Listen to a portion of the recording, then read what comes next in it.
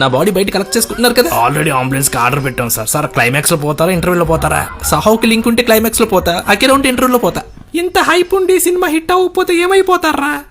మాకది అలవాటేలే అమ్మా. అజ్ఞాతవాసం నుంచి అరవడం మానేసాం. వకీల్ సాబ్ కొంచెం ఓదార్చింది, భీమ్లా నాయక్ భుజం ఇచ్చింది, కానీ ఓజీ ఉంది చూడు, మమ్మల్ని 20 ఏళ్ళ వెనక్కి తీసుకెళ్ళింది. హిట్ టాకు పడిందా ఈ పవన్ కళ్యాణ్ పవర్ రికార్డులన్నీ రోడ్ల మీద పండేస్తాం, జాతిని చదిపిస్తాం. నాన్న నీకు నాకు టికెట్స్ తీసుకున్నావు కదా ప్రీమియర్కి? తీసుకున్నా, ఇద్దరం వెళ్దాం. ఏంటి కదా అది? నువ్వు రావద్దు నాన్న, టికెట్ నాకు ఇచ్చేనన్న. What queue why? నీతో ఎందుకు రాకూడదు? నా గర్ల్ ఫ్రెండ్ నాతో వస్తా అంటుంది నాన్న. రే నా కొడక, రే మీ ఇద్దరు ఇంటర్వ్యూలో కలిసి ఏం తింటారా? పాపిడి చాట.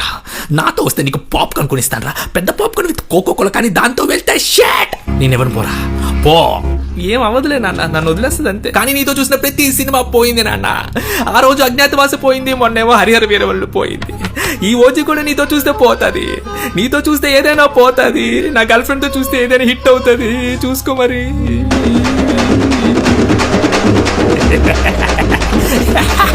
Baby ticket set. ఈ హైప్తో బీపీ వచ్చి పోయేటట్టున్నావు. ఒకడేమో సాహుకి లింక్ ఉంది అంటున్నాడు, ఇంకోడేమో అకిరానందన్ ఉన్నాడు అంటున్నాడు. థియేటర్లో చంపేద్దాన్ని ప్లాన్ చేశావు కదా, మమ్మల్ని ఇప్పుడే చంపేయి.